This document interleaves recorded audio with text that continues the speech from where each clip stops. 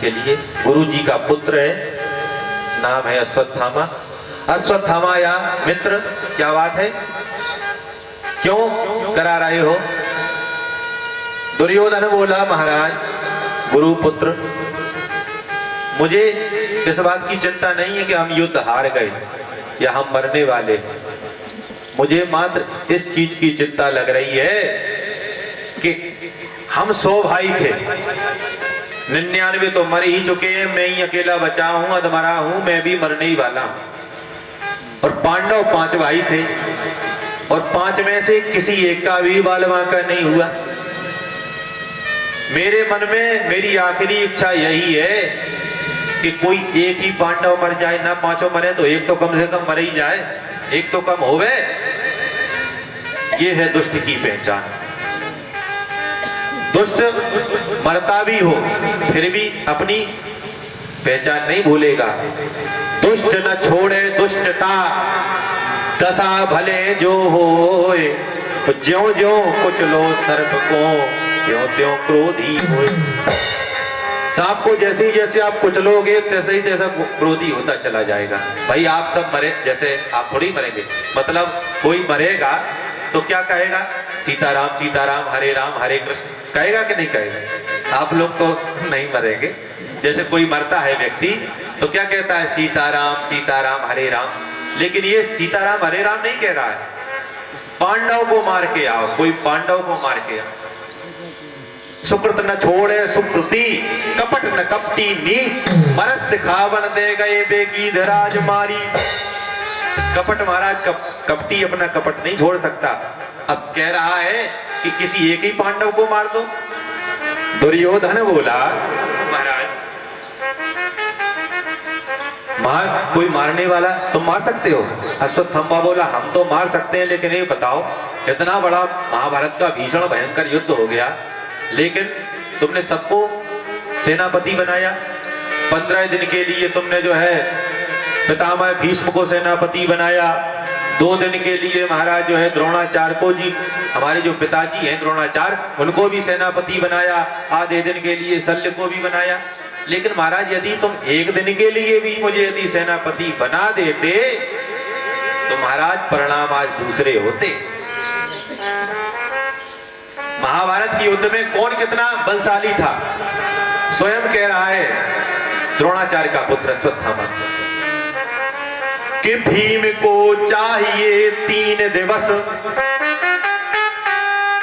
भीम को चाहिए 3 दिवस, अर्जुन पल में संहार सके।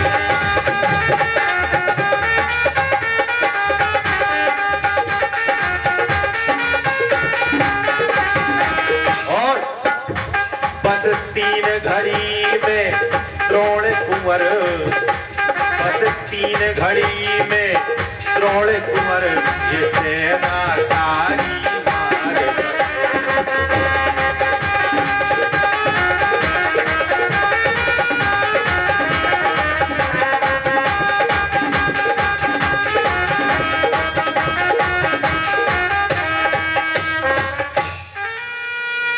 3 घड़ी मुझे चाहिए, 3 घड़ी में ही मैं सारी सेना का वध कर दूंगा। 1 घड़ी कितनी देर की होती है? 2.5 घड़ी का 1 घंटा होता है, तुम्हारा 27 मिनट, तो 27 दिया। इतने समय में हम जो है पूरी सेना का वध कर सकते थे, लेकिन आपने 1 दिन के लिए भी मुझे सेनापति नहीं बनाया। ये दुख की बात है। और अभी कुछ बिगड़ा नहीं है, अभी भी यदि तुम मुझे सेनापति बना दोगे तो परिणाम फिर बदल जाएंगे। दुर्योधन बोला, अब तो सेना ही नहीं बची, सेनापति तुम्हें किस चीज का बना दे, सेना ही पूरी खत्म हो गई।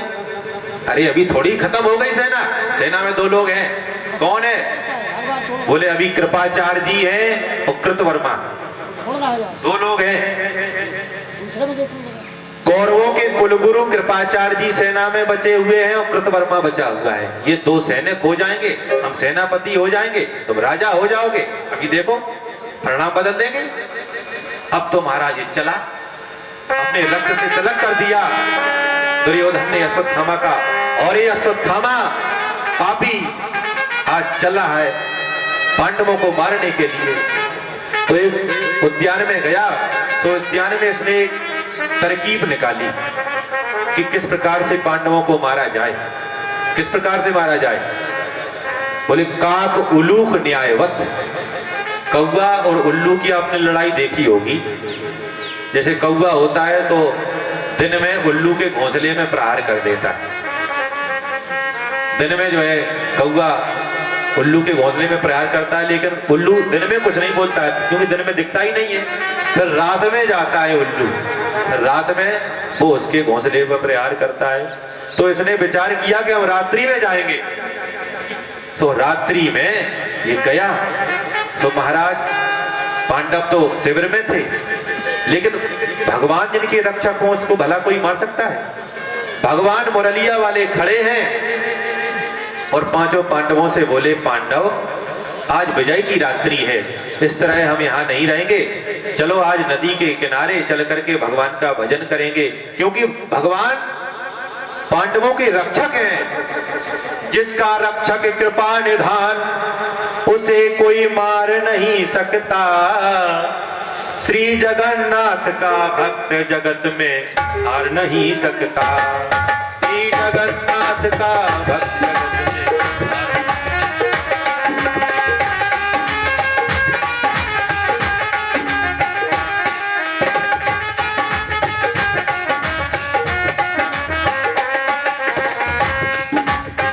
मुनि तो ही कहूँ सही रोसा। भजई मोहि तज सकल भरोसा। करहु सदा तिनके रखवारी। जिन बालक राखे महतारी।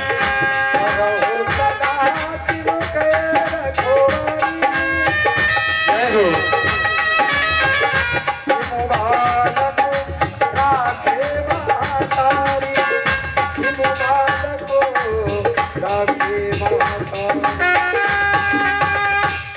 श्री जगन्नाथ का भक्त जगत में हार नहीं सकता।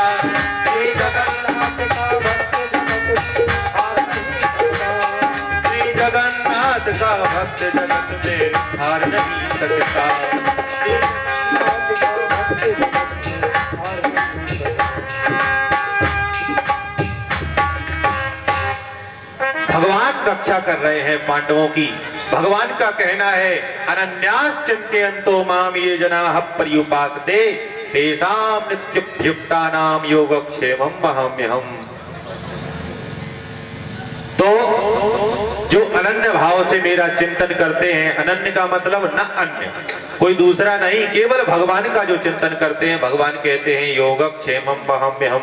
आप LIC का जो बीमा कराए होंगे उसमें लिखा रहता है योगक्षेमं वहाम्यहम्।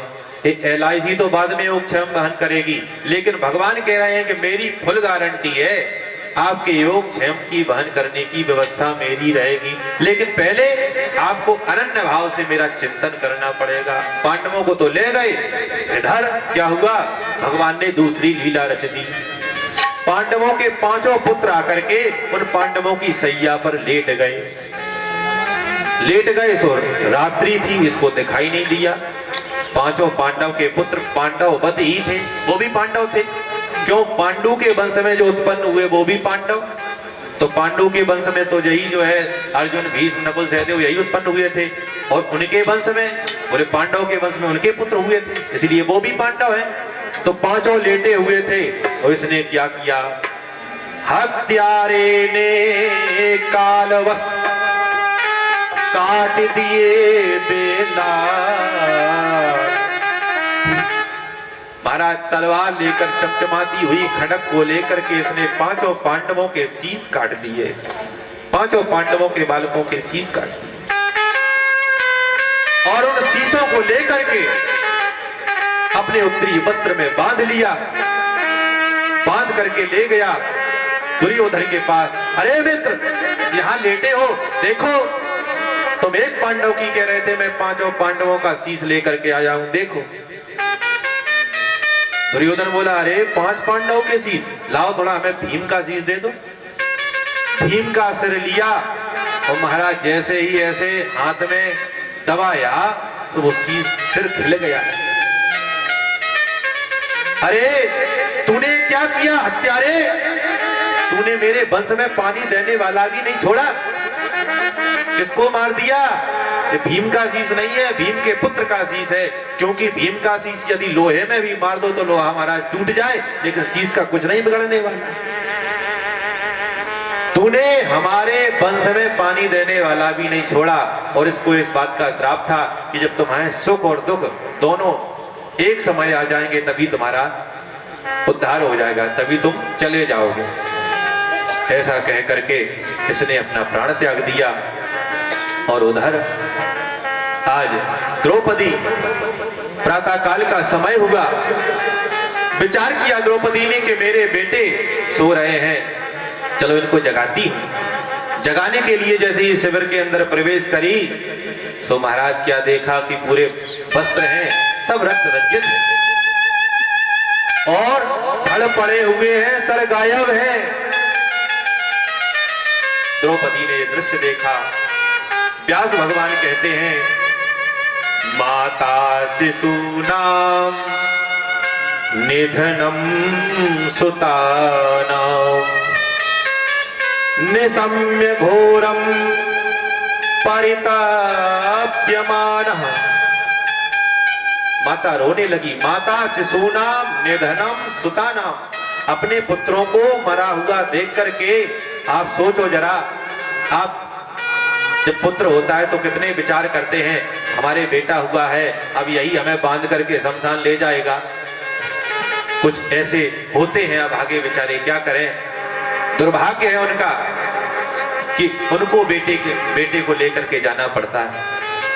एक बेटा यदि किसी का चला जाए तो उसकी क्या स्थिति होती है, लेकिन जरा आप विचार करो, जिसके 5-5 पुत्र चले गए हों, धड़ सामने पड़े हुए हों, मारने वाला कोई और नहीं गुरु का पुत्र हो, उसकी क्या स्थिति होती होगी, विचार करो। रो रही है, चीत्कार कर रही है द्रौपदी, हे भगवान क्या किया। तब तक भगवान स्वयं प्रकट हो गए, भगवान आ गए, 5 पांडव आ गए। अब जरा आप विचार करो, सोचो, आपके 5 नहीं एक ही पुत्र चला जाए और भगवान गलती से भी आपके बगल में आ जाए तो आप भगवान की क्या स्थिति करेंगे। कई लोग होते हैं भगवान को फेंक देते हैं नालियों में, हमारे साथ भगवान ने बुरा कर दिया, लेकिन भगवान बगल में खड़े हैं, 5 धड़ पड़े हैं, 5 पुत्र चले गए हैं। द्रौपदी देख करके भगवान से क्या कह रही है, जरा विचार करो कि कैसा भी सही है तो हमारा गुरु जी का बेटा, वो गुरु पुत्र है, और मैं तो रो ही रही हूं। अगर इसको आप मार देंगे तो, अगर आप अश्वत्थामा को मार देंगे तो इसकी माता कृपी का क्या हाल होगा। द्रौपदी ये है हमारे भारत की नारी। महाराज नारी किसी भी क्षेत्र में पीछे नहीं है। यहां भी आप पांडाल में प्रत्यक्ष देख ही सकते हो, जितनी भाइयों की संख्या नहीं उससे दुगनी तो माताओं की है। किसी भी क्षेत्र में आप देख लो, विद्वत्ता के क्षेत्र में देखो महाराज, तो भारत की नारी वो हुई जो गार्गी और अनसुईया बन करके बड़े बड़े विद्वानों को शास्त्रार्थ में पराजित करती थी। वीरता के क्षेत्र में यदि नारी को देखा जाए तो वही नारी शक्ति हाथ में तलवार लेकर के बड़े बड़े अंग्रेजों से, महारानी लक्ष्मीबाई के रूप में बड़े बड़े अंग्रेजों से लोहा लेती थी। विज्ञान के क्षेत्र में यदि नारी को देखें तो महाराज कल्पना चावला बनकर के वो अंतरिक्ष में उड़ान भरती है। महाराज नारी किसी भी क्षेत्र में पीछे नहीं है। और आजकल क्या करते हैं लोग, गर्भ में ही उस नारी की हत्या करवा देते हैं। जब नारी नहीं तो नर कहां से होगा। नारी निंदा ना करो, नारी नर की खान, नारी से सुत उपजे ध्रुव प्रहलाद समान। नारी की निंदा करने वाले जरा गौर से सुनो इस बात को। क्या कह रही है द्रौपदी? द्रौपदी कह रही है कि मैं तो रो ही रही हूं, तो क्या इसकी माता को भी इतना ही दुख देना चाहते हो? अरे मेरे पुत्र चले गए, कोई बात नहीं, मेरे 5-5 पति तो हैं, इनके सहारे मैं अपना जीवन निर्वाह कर लूंगी। लेकिन जरा सोचो, अश्वत्थामा की माँ है कृपी महारानी, और इनके पति देव जो हैं द्रोणाचार्य जी पहले ही स्वर्गलोक को सिधार गए, अब अपने बेटे के सहारे ही से तो जिएगी। लेकिन अर्जुन बोले महाराज मैं छोड़ने वाला नहीं हूं हत्यारे को, इसका वध मैं करूंगा। भीम बोले यदि आपने छोड़ दिया तो भैया मैं नहीं छोड़ने वाला, मैं इसका वध कर दूंगा। नकुल से देव अलग अलग जो है अपनी तलवारें निकाले, हम छोड़ने वाले नहीं हैं। तब तक भगवान ने कहा कि देखो अर्जुन, शास्त्र का एक नियम है। क्या नियम है? बोले ब्रह्मवंदुर न हंतव्य, ब्राह्मण को मारना नहीं चाहिए। जगत गुरु ब्राह्मण है, ब्राह्मण का वध नहीं करना चाहिए। ब्राह्मण का वध करोगे, ब्राह्मण वध योग्य नहीं होता है, कितना भी अधम हो फिर भी वह वध करने योग्य नहीं है। ब्रह्मबंधु न हंतव्यम, ब्रह्मबंधु का मतलब होता है अधम ब्राह्मण। अधम भी है फिर भी वह वध के योग्य नहीं है। और आदताई वदारहण, आदताई कोई भी हो, कैसा भी हो, उसको कभी छोड़ना नहीं चाहिए, उसको तो मार ही देना चाहिए। और ये आदताई है, आदताई का लक्षण मत्तम प्रमत्तम उन्मत्तम सुप्तम बालम स्त्रियम जड़म प्रपन्नम विरथम भीतम नरिपुम हंति धर्मविद। मत्तम प्रमत्तम उन्मत्तम, सोते हुए बालकों को जो मार गया वो आतताई से कम है वाला। अश्वत्थामा आतताई है। तो भगवान ने पहले तो गीता अर्जुन को सुनाई और अब गीता की परीक्षा ले रहे हैं कि पहले हमने तुम्हें गीता सुनाई थी, अब तुम विचार करो, ब्राह्मण को मारना नहीं है, आतताई को छोड़ना नहीं है, अब क्या करना है, अब बीच का मार्ग निकालो। अर्जुन चक्कर में पड़ गए। जय हो महाराज, आप जैसे सुलझाने वाले मिल जाएं तो महाराज तो कल्याण ही हो जाए, ऐसे सुलझाओगे? भगवान बोले विचार करो, पहले गीता सुन चुके हो। तो गीता में एक श्लोक आया है कि संभावितस्य चा कीर्ति मरणादपि रिच्यते। संभावित कहते हैं निर्दोष प्राणी, और इसी चीज को हिंदी में बाबा गोस्वामी तुलसीदास जी की लेखनी लिख रही है। संभावित कहो अब जस लाओ,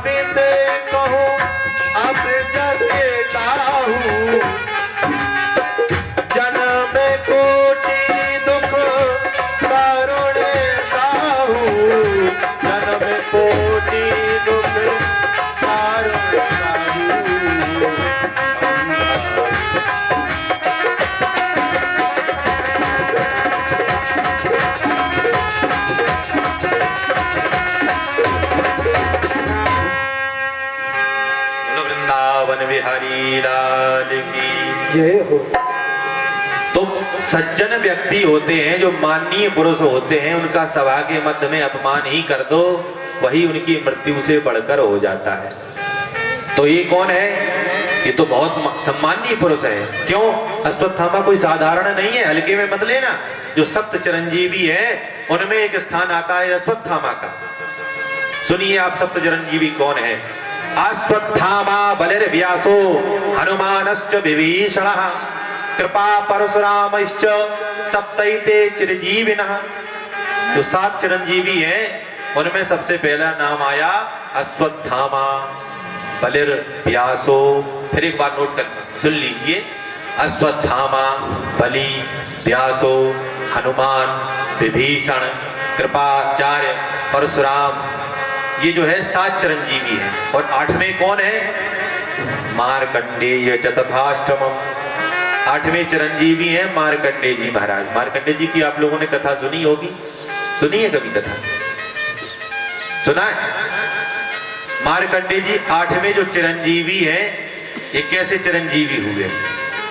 हालांकि भागवत में इनकी कथा आती है पर अभी नहीं आती, प्रसंगवत कहो तो हम सुनाई देते हैं, इनकी कथा अंत में आती है।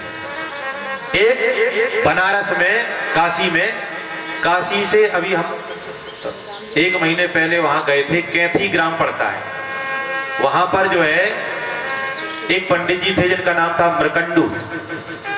उन मृकंडू ब्राह्मण, उनके यहाँ कोई संतान नहीं हुई, बड़े दुखी रहते थे, घर सूनो लगे पुत्र के बिना जो है घर बहुत सूना उन्हें काटने को दिखाई दे रहा था। तो महाराज उन्होंने क्या किया, शंकर जी की आराधना की, भोलेनाथ तो सभी काम को पूर्ण करने वाले हैं। शंकर जी एकदम प्रकट हो गए, बरम्बरू याद पर मांगो क्या चाहिए। बोले महाराज पुत्र चाहिए, पुत्र की कामना के लिए ही हमने आपकी आराधना की है। अच्छा संतान चाहिए, तो हमारे पास 2 प्रकार की संतानें हैं, एक तो है सुपुत्र और एक है कुपुत्र। सुपुत्र की आयु 5 वर्ष रहेगी, वो आपको सुख देगा, और कुपुत्र की आयु 100 वर्ष रहेगी, लेकिन वे दुख ही दुख देंगे। तो मृकंडू महात्मा बोले कि परमे को गुणी पुत्रो न च मूर्ख सतैरपि, परमे को परम एको गुणी पुत्रो, एक गुणी पुत्र 100 मूर्ख पुत्रों में श्रेष्ठ होता है। कैसे? बोले एकश्चंद्रस्तमो हंति न च तारा गणैरपि। आकाश मंडल में कितने नक्षत्र होते हैं, कितने तारे होते हैं, लेकिन क्या वे तारे भूमंडल का अंधकार दूर कर पाते हैं? नहीं कर पाते। कौन कर पाते हैं? बोले एकश्चंद्रस्तमो हंति, एक चंद्रमा पूरे तम को हर लेते हैं, पूरे अंधकार को हर लेते हैं। तो बोले एक विद्वान पुत्र चाहिए महाराज, 5 वर्ष भले ही उम्र हो, कोई बात नहीं। तो पुत्र हो गया, सुपुत्र हुआ महाराज। अब मृकंडू महात्मा ने उस पुत्र को समझाया कि बेटा जिसे भी साधु संत महात्मा कोई भी तुम्हें दिखाई दे उसको तुरंत प्रणाम कर लेना चाहिए, साधु महात्माओं को प्रणाम करो। अब वो बालक प्रणाम करने लगा। देखे आवत दूर से जोरे 2 हाथ, पुण्य प्रणाम सबको करे, धरे धर मही में सबको प्रणाम करने लगा। सभी से कहे जो भी रास्ता में निकले, बोले यहाँ से निकले जो नर नारी उसको सीताराम हमारी, सबको सीताराम सीताराम सीताराम सबको प्रणाम करने लगा। महाराज प्रणाम करने लगा। अब क्या हुआ, अब उस बालक की आयु में मात्र 3 दिन शेष रह गए। तो क्या हुआ कि जब बालक की आयु में रहे 3 दिन शेष, तो बड़े भाग से तेही मगो सप्तऋषि कियो प्रवेश। 7 ऋषियों ने प्रवेश किया। सप्त ऋषियों ने जैसे ही प्रवेश किया तो इन 7 ऋषियों को इसने देखा, तो इस बालक ने क्या किया, उसको तो आदत पड़ी थी साधु महात्माओं को प्रणाम करने की। तो मुनि मंडल को महिमे पर के तुझ बालक दंड प्रणाम किया, चिरजीवी भाव ऋषियों ने आशीर्वाद दिया। ऋषियों ने कहा चिरंजीवी भाव दीर्घजीवी भाव। चिरंजीवी भाव बोले आयु में तो 3 दिन शेष रह गए। पिताजी बोले इसकी आयु में 3 दिन शेष रह गए और आप कह रहे हो चिरंजीवी भाव। तो करे जोड़ पिता बोला कि भी होंगे, ये सत्य आपके वचन कहे, इस दीन अभागे बालक की आयु में शेष दिन 3 रहे। सब आगे दीनहीन बालक की आयु में तो मात्र 3 दिन शेष रह गए हैं और आप कह रहे हो चिरंजीवी भाव कैसे होगा। सप्तऋषि बोले फंस गए, अब क्या करें। तो बोले एक काम करो, इस बालक को आप हमें दे दो, वैसे भी 3 दिन बाद तो चला ही जाएगा, इससे अच्छा है पहले ही दे दो, इसका कल्याण होगा। ठीक है ले जाओ। तो बालक प्रदान कीनो करके कठिन हिया, ऋषियों ने क्या किया।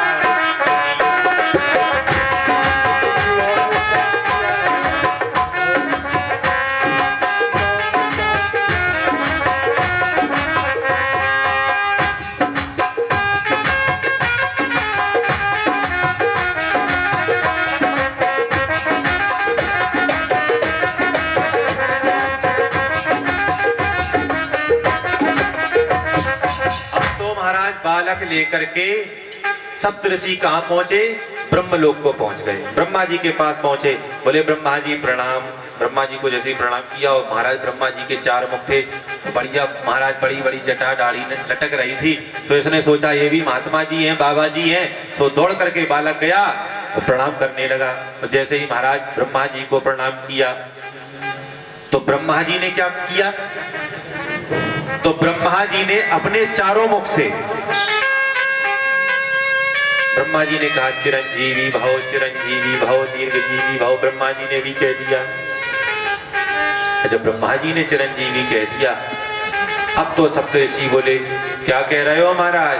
आप कह रहे हो चिरंजीवी भव, इसकी आयु में 2 दिन बचे हैं, 2 दिन बाद चला जाएगा। ब्रह्मा जी बोले तो आप फंस गए। सप्तऋषि बोले ऐसे तो कल हम फंस गए थे, आज आप फंस गए, कोई बात नहीं, अब क्या करें? तो महाराज उस बालक को लिया, कहां पहुंचे? कैलाश पर्वत पे पहुंच गए। देवादिदेव महादेव भूत भावन से उस कैलाश के पावन शिखर पर विद्यमान है। प्रातः कालीन बेला है, शिव के शीश गंगाधार, शंकर जी के ऊपर से गंगा जी बह रही हैं, और गले में बढ़िया बांस की नाग बैठे हुए हैं। और आए सबको, सबने प्रणाम किया भोलेनाथ को। सप्तऋषियों ने प्रणाम किया, ब्रह्मा जी ने प्रणाम किया। और जैसे ही महाराज ये बालक इसने देखा, तो भूतल पाड़्यो लाकोट की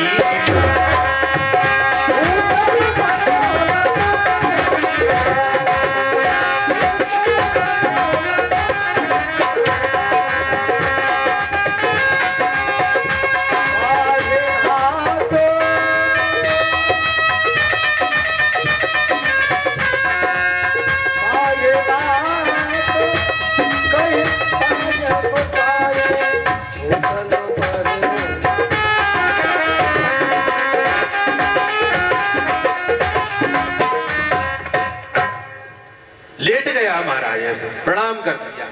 तो शंकर जी ने देखा, ओहो छोटा सा बालक लेटा हुआ है। तो शंकर जी ने, पंचानन है, तो शिव ने विनीत हंस के मुख पंच से कहो, चिरजीवी सुत रहो, चिरजीवी सुत रहो।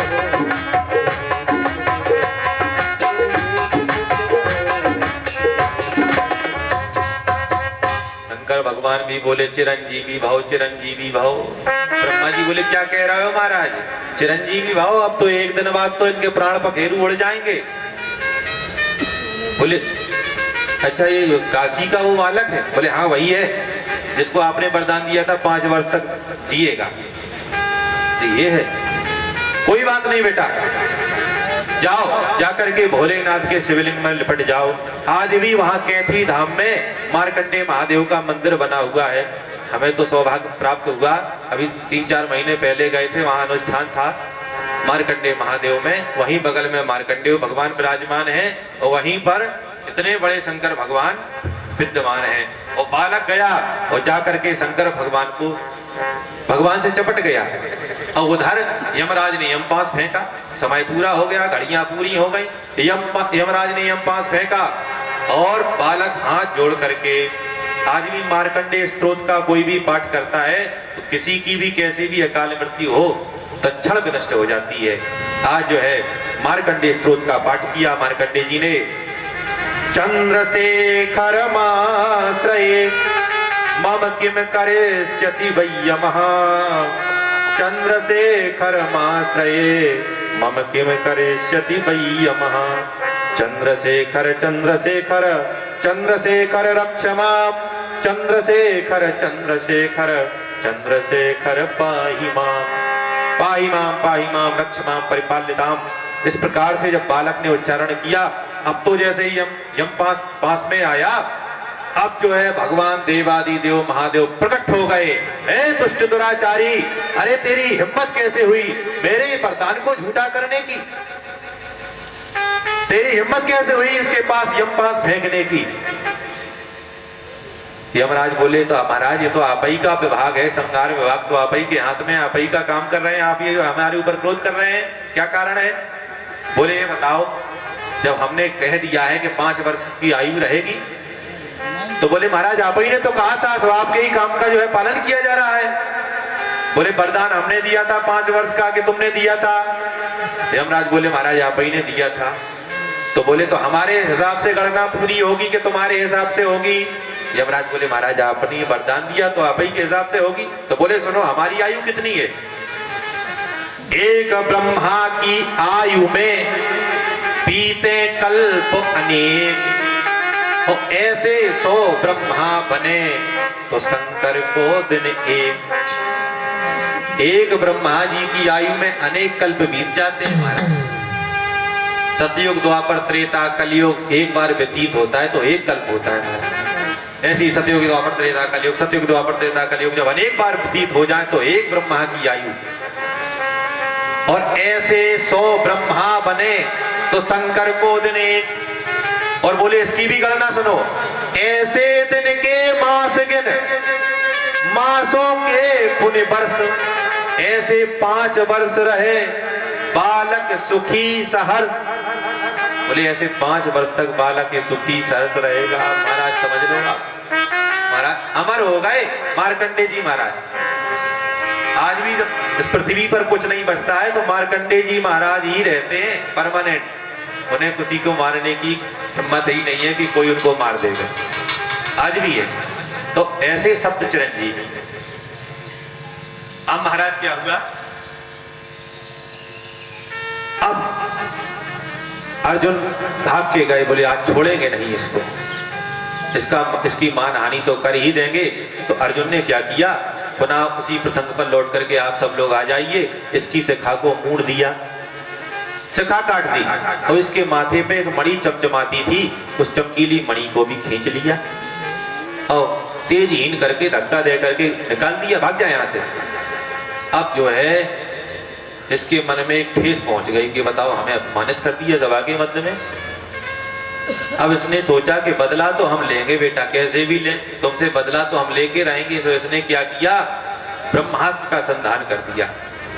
बोले जब हमने कौरवों के पांडवों के कुल का विनाश किया है तो अच्छी तरह से ही करेंगे। तो ब्रह्मास्त्र का संधान कर दिया। बोला अभी इनके वंश में एक बालक शेष है, कौन? अभिमन्यु की पत्नी है उत्तरा देवी, और उत्तरा देवी के गर्भ में अभी एक बालक पल रहा है अभिमन्यु का, अभी वो बचा है, उसको भी मार दें। तो इसने गर्भ में ब्रह्मास्त्र का संधान कर दिया महाराज, कर दिया जब संधान। अब भगवान ने सोचा कि बहुत दिन हो गए तो आज द्वारका नहीं गए, द्वारकावासी हमारी याद कर रहे होंगे, तो अब चलो द्वारका भी चलते हैं, अपने परिकर से मिलते हैं। तो ऐसा विचार करके भगवान ने आज दिव्य पीतांबर से सुशोभित होकर के प्रभु मंद मंद मुस्कुरा रहे हैं, रथ पर चढ़ने के लिए उद्यत हैं। एक पैर धरती पर रखा हुआ है, एक पैर रथ के ऊपर रखा हुआ है, और एक हाथ से रथ के डंडे को पकड़े हुए हैं, सहारे को पकड़े हुए हैं, और एक हाथ से सभी को अभिवादन कर रहे हैं। भगवान रथ में चढ़ रहे हैं। तब तक भगवान के कानों में एक ध्वनि सुनाई पड़ी। वो यवला चीत्कार कर रही है, चिल्ला रही है, कृष्ण कृष्ण महाबाहो देव देव जगतपते नान्यम त्वद भयम पश्ये यत्र मृत्यु परस्परम। हा कृष्ण हा कृष्ण हा कृष्ण, कृष्ण कृष्ण महाबाहो मेरी रक्षा करो प्रभु, मेरी रक्षा करो। एक स्त्री सफेद वस्त्रों को धारण किए हुए विधवा भेष में चली आ रही है, चिल्ला रही है, प्रभु मेरी रक्षा करो। भगवान ने देखा ये कौन है, जब पास में आ गई तो समझ गए, अरे ये तो उत्तरा है, उत्तरा पांडवों की पुत्रवधू है। उत्तरा तुमको क्या हो गया? महाराज मेरा गर्भ जल रहा है, महाराज मैं फड़फड़ा रही हूं, मेरी रक्षा करो। क्या हो गया? महाराज किसी ने, हमें लगता है ब्रह्मास्त्र का संधान कर दिया है। कृष्ण कृष्ण महाबाहो देव देव जगतपते, हे महाबाहो, हे कृष्ण, हे महायोगी, आप मेरी रक्षा करो। भगवान बोले हम कैसे रक्षा करें भाई, तुम्हारे गर्भ में पीड़ा हो रही है, तो अब मनुष्य थोड़ी गर्भ में चला जाएगा, हम कैसे रक्षा करें? बोले महाराज आप तो योगी हो, तभी तो कहा कृष्ण कृष्ण महायोगी। आप योगी हो, अब केवल योगी नहीं, महायोगी, महान योगी हो। यत्र योगेश्वरः कृष्णो यत्र पार्थो धनुर्धरः तत्र श्री ब्रजोर्भूतर् ध्रुवा नीतर मतर मम। यत्र योगेश्वरः, योगियों के भी ईश्वर हो आप हमारी रक्षा करो। योग बल से आप हमारे गर्भ में प्रवेश करके हमें इस पीड़ा से हमारी मुक्ति कराओ। भगवान बोले अरे कैसी बात करती हो उत्तरे, गर्भ में जाने का अधिकार तो केवल पति को होता है, तो मैं तो तुम्हारा पति हूं नहीं, तुम्हारा पति महाभारत के युद्ध में मारा जा चुका है अभिमन्यु, तो हम तुम्हारी रक्षा कैसे करें? तो उत्तरा बोली आप केवल पति नहीं हो, ये दूसरे को मूर्ख बनाना। आप कौन हो? बोले कृष्ण कृष्ण महायोगी देव देव जगतपति। केवल पति नहीं हो, आप तो जगतपति हो। साधारण स्त्रियां होती हैं, वो कहती हैं पति मेरा परमेश्वर है, करवा चौथ के दिन कहती है ना पति मेरा परमेश्वर है। लेकिन मीरा ने क्या कहा कि परमेश्वर ही मेरा पति है। यही अंतर है हम में और मीरा में। मीरा क्या कहती है? पति ही मेरा, परमेश्वर ही मेरा पति है, और हम कहते हैं हम पति हमारा परमेश्वर है। तो महाराज आप केवल पति नहीं हो, जगतपति, आप तो संपूर्ण संसार के पति हो, आप कुछ भी कर सकते हो। तो महाराज मैं बचूं या न बचूं, लेकिन मामे गर्भे निपात्यता, मेरे गर्भ की रक्षा होनी चाहिए। भगवान बोले देखो कितनी चालाक है उत्तरा, कितनी चतुर है। सोच रही है कि देखो जब माता बचेगी तभी तो पुत्र की रक्षा होगी, जब माता ही नहीं रहेगी तो पुत्र की रक्षा कहां से हो जाएगी? तो भगवान ने आज क्या किया, अंगुष्ठ मात्र रूप बनाया, और अंगुष्ठ मात्र रूप बना करके उत्तरा के गर्भ में भगवान प्रवेश कर गए, और अपनी गदा के द्वारा भगवान ने आज उस बालक की रक्षा की। वह बालक भगवान को देख रहा है। आपने बहुत सी कथाएं सुनी होंगी, किसी माता के गर्भ में भगवान रहे, किसी माता के गर्भ में भक्त रहे। भक्त किसकी? बोले कयाधु के प्रहलाद हुए, सुनीति के ध्रुव हुए, कौशल्या जी के भगवान हुए राम हुए हैं, और जो है ये उनके क्या नाम देवकी मैया के भगवान कृष्ण हुए। लेकिन आपने ऐसी कोई माता का नाम जानते हो जिसके गर्भ में भक्त और भगवान दोनों रहे? वो कौन है? ये यही उत्तरा। उत्तरा के गर्भ में भक्त और भगवान दोनों प्रवेश कर गए। नर नारायण की झांकी है। तो आज भगवान ने गदा के द्वारा परीक्षित की रक्षा की, और कुछ समय बाद भगवान जब गर्भ से बाहर आए तो हाथ जोड़ करके कुंती महारानी आ गई। कुंती महारानी बोली प्रभु धन्य हो आप जब जब हमारे ऊपर संकट आया, जब जब हमारे ऊपर विपदा की घड़ी आई, जब जब हमारे ऊपर परेशानियां आई, तब तक आपने हमारी रक्षा करी। जिवे बालक राखे महतारी, करो सदा तिनके रखवारी। भगवान का तो संकल्प ही है। तब तब आपने हमारी रक्षा की। और महाराज जब सुख का समय आ रहा है तब आप हमें छोड़ करके जा रहे हो। भाई अब तक तो संकट हुआ, संकट आता रहा, कहीं हमें वन में चले गए, कहीं हमारा अज्ञातवास हुआ, कहीं वनवास हुआ, कहीं जो है लाक्षागृह में आग लगा दी गई, कितने उपद्रव हुए, तब तो आप हमारे साथ रहे। और अब जब सुख की घड़ियां आई तब आप हमें छोड़ करके जा रहे हो। तो महाराज आज कुंती महारानी हाथ जोड़ करके स्तुति कर रही है भगवान। आइए आप भी स्तुति करें। कृष्णाय वासुदेवाय देवकी नंदनाय च नंद गोप कुमाराय गोविंदाय नमो नमः। आप केवल हमारे भैया नंद के ही बेटा नहीं हो, आप हमें धोखे में मत डालो। हम आपको प्रणाम कर रही हैं। भगवान बोले बुआ जी ये कैसी उल्टी गंगा बहा रही हो? हम आपके भतीजे, आप हमारी बुआ, बुआ कहीं भतीजे को प्रणाम करती है, आप हमें प्रणाम कर रही हो। कुंती मैया बोली महाराज बस यही बात ना कहो, आपने हमें बहुत दिन तक उल्लू बनाया, अब आप नहीं बना सकते। क्यों? जब भी हम आपके अंदर आपकी भगवत्ता का अनुभव करने लग जाते हो तब आप मुस्कुरा करके कह देते हो बुआ जी, और जैसे ही हम सुनती हैं कि बुआ जी तो हम भतीजा मान करके रह जाती हैं। इसलिए आज आप बुआ जी नहीं कहोगे, आज हम बोलेंगे और आप सुनोगे। मुंह पे उंगली लगा के रखो, आज आपको हमारी बात सुननी पड़ेगी। तो क्या बात है? बोली महाराज हम ये समझते हैं कि आप भगवान हो, और यदि आप भगवान हो तो आप आज मुझे एक वर दीजिए, वरदान में मांगना चाहती हूँ। जो कुंती महारानी मांग रही हैं आज दिन तक किसी ने नहीं मांगा, कोई चाहता भी नहीं है। कुंती मैया क्या मांग रही है? विपदा संतु नः सस्वत् तत्र तत्र जगत गुरु। हे महाराज आप हमेशा हमें दुख ही दुख देते रहो, हमें सुख नहीं चाहिए, आप दुख ही दो। क्यों दुख क्यों मांगा? क्योंकि जब दुख हमारे पास होता है तब आप हमारे पास होते हो, जब सुख होता है तो चले जाते हो। दुख में सब जो है याद करते हैं भगवान को। दुख में सुमिरन सब करे, सुख में करे न कोई, जो सुख में सुमिरन करे तो दुख काहे महाराज। जब दुख होता है तो आप हमारे साथ रहते हो, सुख होता है तो चले जाते हो। तो हमें दुख चाहिए, सुख नहीं चाहिए।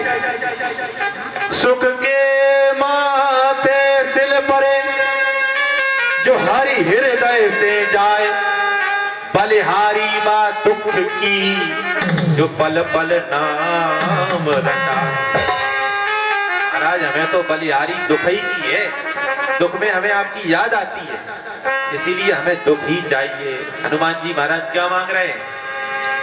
हनुमान जी क्या कह रहे हैं आज? कहीं हनुमंत विपति प्रभु सो,